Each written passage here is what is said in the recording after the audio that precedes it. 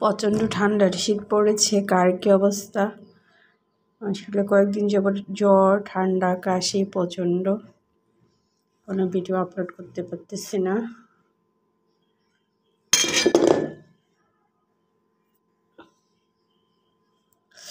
এখন গরম গরম ধোয়া ওঠা খিচুড়ি খাবো।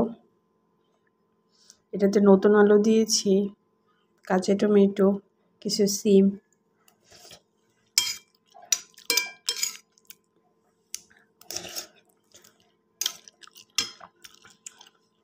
কি পরিমাণ শীত, পানি ধরতে ইচ্ছা করে না, চামচ দিয়ে খাইতেছি।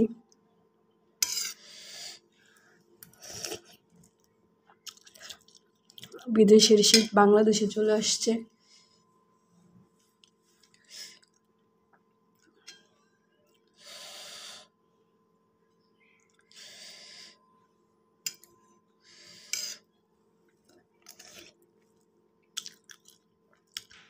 এবারে জ্বর, ঠান্ডা, কাশি যার আসছে সে বলতে পারবে কেমন কঠিন।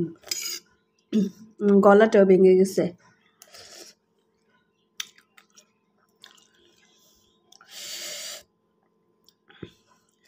যেমন রাতে শীত, এমন দিনে শীত। রৌদ্রে দেখা নেই কয়েকদিন যাবত।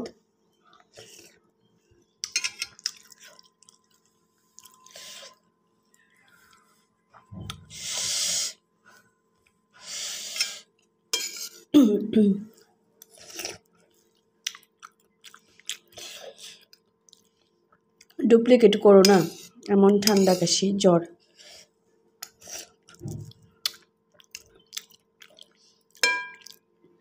কোনো খাবারের স্বাদ নাকি ঘ্রাণে যায় না।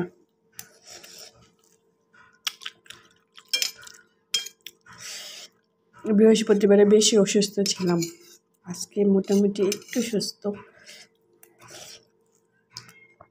অসুস্থ হলে বোঝা যায় রাত কত বড়। অসুস্থ হলে রাত দীর্ঘ হয়ে যায়।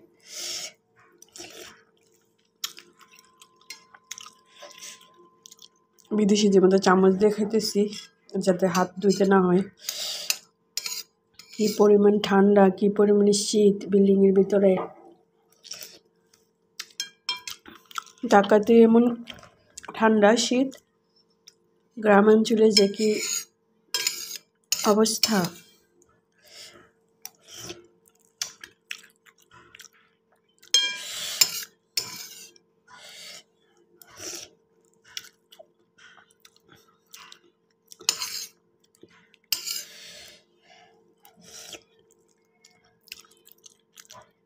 কিছু আগুন জ্বেলে মাটির মানুষের মধ্যে সেই আগুনগুলা রেখে আগুনের ছাইগুলি কম্বলের নিচে বা ল্যাপের নিচে নিয়ে গেলে গ্রামের মানুষ একটু স্বস্তি পাবে।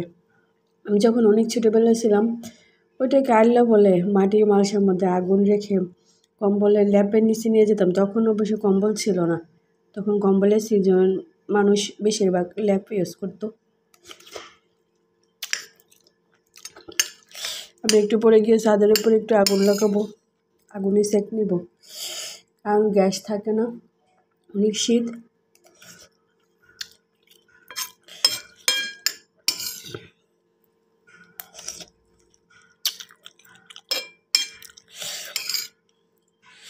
কয়েকদিন যাবত বেশিরভাগই শীতে খিচুড়ি খেতেছি। বাইরে থেকে খাবার কিনে এনে খেতেছি, কারণ রান্না বান্নাও তো পানির কাজ করতে পারি না শীতে। কোন পর্যায়ে শীত চলে আসছে যে হাতে যে খাবার খাবো সেই ওয়েটাও নেই। চামচ দিয়ে খাবার খেতেছি, বেশি করে আদা দিয়ে, এলাচ, দারচিনি, ঠান্ডা ওটা দিয়ে চা বানিয়েছি, সেই চাটা খাবো।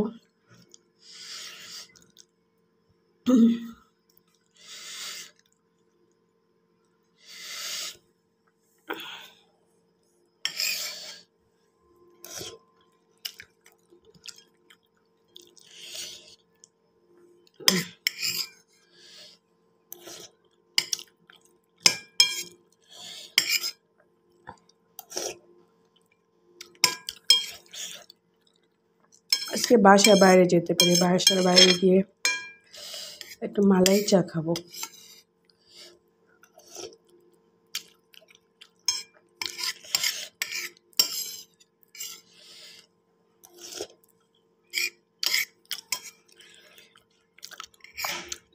নতুন আলু দিয়ে নতুন শীতকালীন সবজি দিয়ে খিচুড়ি রান্না অনেক মজা হয়।